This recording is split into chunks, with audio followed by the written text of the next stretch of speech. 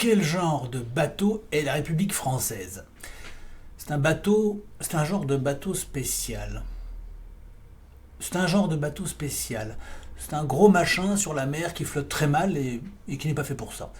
Officiellement, c'est un navire, mais ça tient plutôt de la barge. L'équipage se compose d'une nuée de gens qui ne savent pas très bien ce qu'ils doivent faire, essentiellement, paraît-il, pour contrôler les passagers. L'équipage est pourtant payé par ces damnés passagers, gueux infects et sans dents, dit-on, en haut lieu. Le problème, c'est que sur 10 euros versés, 1 euro seul arrive dans la poche de l'équipage, le reste disparaît mystérieusement.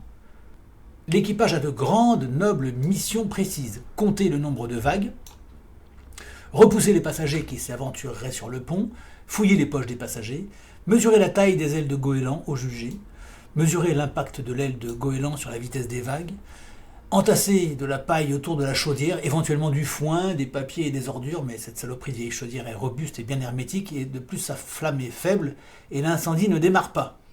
Hisser des seaux d'eau de mer et les verser dans les cales, fabriquer une quantité d'écopes dont il est interdit de se servir, insulter les passagers, cirer les chaussures du commandant, celles des seconds qui sont une cinquantaine, et celles des troisièmes qui sont 300. Le titre de troisième et les suivants ont été inventés en cours de route. Les passagers sont quant à eux chargés de la bonne marche du navire, bénévolement et à leurs frais. La politique générale du bâtiment est claire, accepter les idées nouvelles découvertes il y a 150 ans qui mettent un terme avec la dernière énergie aux vieilles idées sur la navigation. Par exemple, on pratique des trous dans la coque pour en finir avec la vieille idée qu'un bateau devrait être étanche. Idée combattue comme ridicule, passéiste, réactionnaire et d'ultra-droite. On fait des trous régulièrement et la police du bord veille avec soin sur les trous. Malheureusement, ou heureusement, on n'est pas très compétent non plus pour faire des trous, malgré la sous-commission du bureau de calibrage des trous, la toute-puissante SCBCT, relevant directement des agences de surveillance de la sous-commission du bureau de calibrage des trous, les toutes-puissantes ASSCBCT, que tient fermement en main l'Office des agences de surveillance de la sous-commission du bureau de calibrage des trous, le tout-puissant OASSCBCT, géré semble-t-il par le centre opérationnel de l'Office des agences de surveillance de la sous-commission du bureau de calibrage des trous, le tout-puissant COOASSCBCT, apparemment chapeauté par les antennes locales du centre opérationnel de l'Office des agences de surveillance de la sous-commission du bureau de calibrage des trous, les toutes-puissantes ALCOOASSCBCT, que dirigerait théoriquement les pôles d'antennes locales du centre opérationnel de l'Office des agences de surveillance de la sous-commission du bureau de calibrage des trous, les toutes-puissantes PALCOOASSCBCT, vraisemblablement dépendant du centre opérationnel de ces pôles d'antennes locales du centre opérationnel de l'Office des agences de surveillance de la sous-commission du bureau de calibrage des trous, les toutes-puissantes, etc. En principe, mais là, on commence un peu à perdre pied et les liens sont moins nets. Alors, contrôler par les bassins de vie du centre opérationnel de ces pôles d'antennes locales, du centre opérationnel de l'Office des agences de surveillance de la sous-commission du bureau de calibrage des trous. Et enfin, au sommet, le très omnipotent territoire France des bassins de vie du centre opérationnel des pôles d'antennes locales du centre opérationnel de l'Office des agences de surveillance de la sous-commission du bureau de calibrage de trous, dont on n'arrive pas à retrouver les membres, qui se réunissent en principe une fois par an. Mais on a quand même retrouvé ce que veut dire le sigle, c'est déjà pas mal. Certains ont sacrément bossé pour y arriver.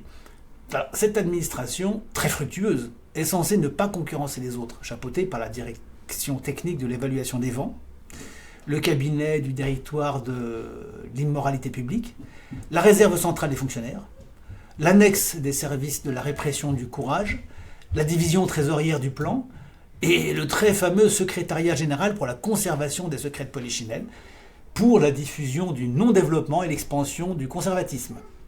Cela prend du temps et coûte un peu, mais ça emploie du monde et permet de se sentir en sécurité. Il s'agit également de faire en sorte que les passagers ne parlent pas de tout et de n'importe quoi. Il n'y a pas de trou, par exemple. Dire cela, c'est complotiste, car on a changé le mot trou pour orifice, sauf dans les noms d'organisations qui ont gardé le mot trou, car les appellations sont sécurisées, et si on change les sigles, tout le système plante. Il faut dire, nous cultivons le sens de l'orifice et non le sens des trous. L'équipe chargée de la sécurité du bord est en droit de jeter par-dessus bord les passagers qui s'intéresseraient un peu trop à la question, mais usuellement on les jette plutôt à fond de cale car jeter les gens à la mer n'est pas très écologique. Il y a aussi parfois des incendies qui se déclenchent du côté de la chaudière. En ce cas, il faut agir vite et empêcher que les gens tentent de les éteindre, ce qui est dangereux. Les passagers sont priés de ne pas se faire justice ni sécurité eux-mêmes. On ne se sauve pas non plus soi-même des flammes, il y a des pompiers de bord pour ça. Alors, comme le navire est en métal, l'incendie en cours ne l'a pas encore coulé et comme il y a aussi une bonne quantité d'eau dans les cales, on a pour l'instant évité le grand problème dont on est prié de ne pas parler. Cette année, un budget important a été débloqué pour l'entretien des orifices dans la coque, qui avait tendance à se boucher de goémons, de prêles, moules et autres coquillages.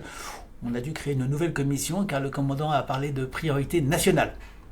Il y a des consultations et des débats au sujet de la nature qui, d'un côté, bouche les orifices et de l'autre en fabrique. Par l'usure, l'eau de mer et le sel, on apprend que la coque a des orifices qui ne font pas partie des programmes, incidemment. Depuis longtemps même, disent les complotistes.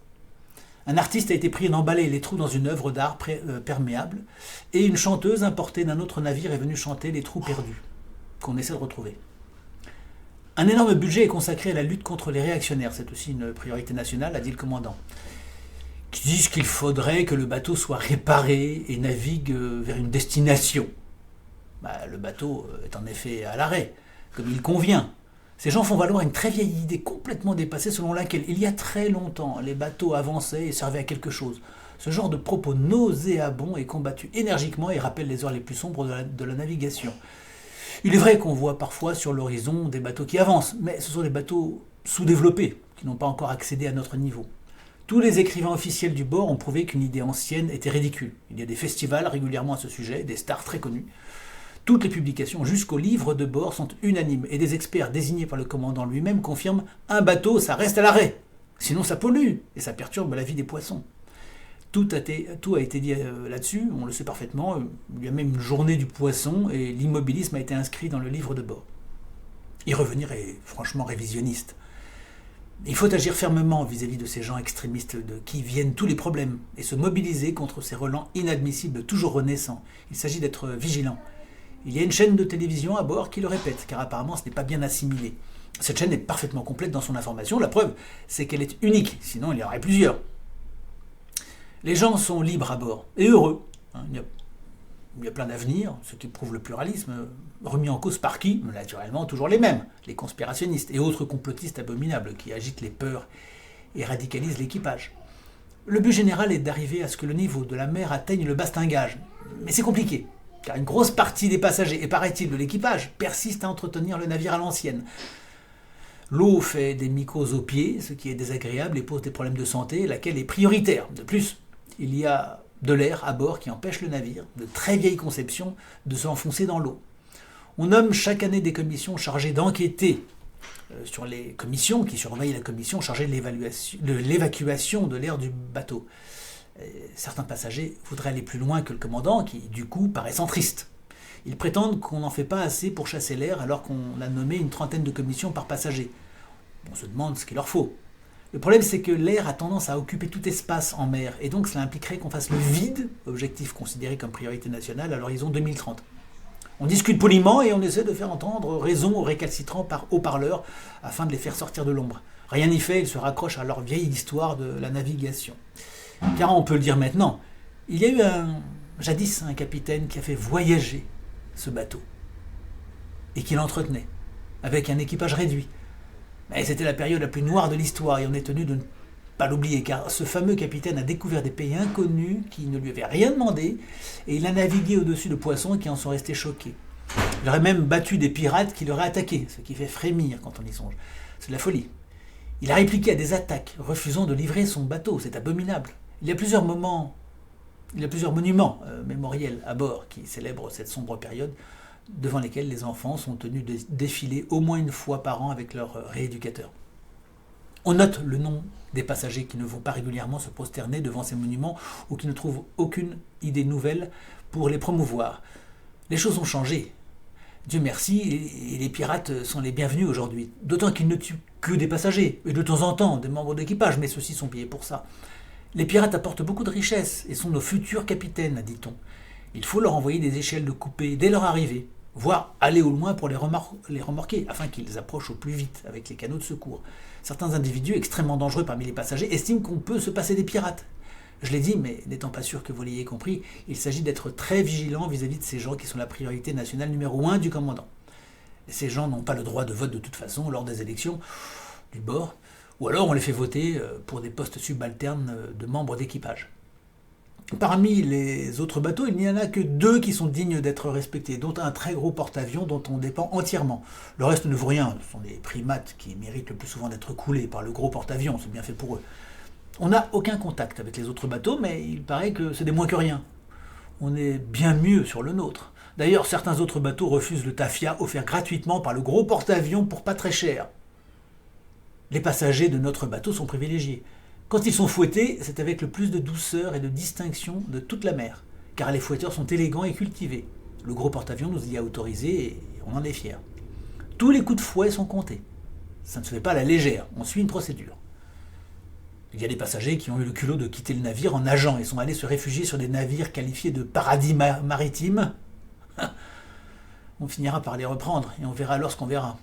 Ce genre d'individus qui refusent de financer les trous dans la coque du navire doivent être corrigés dès l'enfance. D'ailleurs, parlons-en. Les enfants sont priés de ne jamais regarder vers l'horizon ni se promener sur le pont. Sécurité avant tout.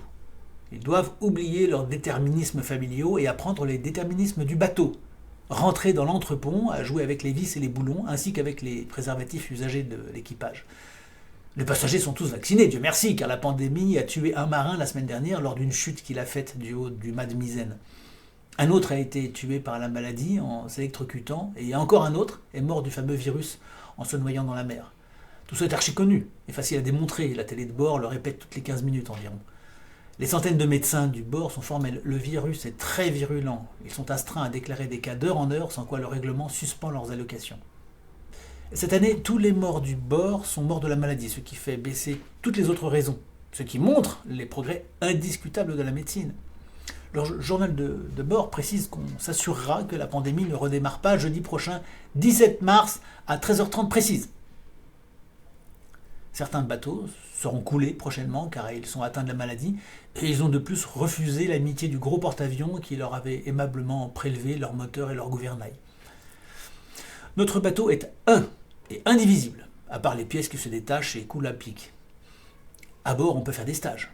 Il faut d'ailleurs, c'est important, notamment celui sur comment se noyer sans douleur, la noyade rapide et facile, que ne pas faire quand on coule, l'art du trou, mourir dans un incendie pour les nuls, etc. Lors d'un dégazage, alors qu'on avait une magnifique nappe de fioul autour de la coque, un imbécile de passager a jeté une peau de banane à la mer.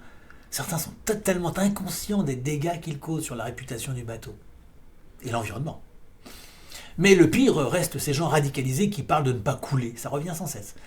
Or, cette question non seulement n'est pas à l'ordre du jour, mais le gros porte-avions et les autres bateaux ne nous ont pas autorisés à en parler. Il faudrait faire une demande, si jamais.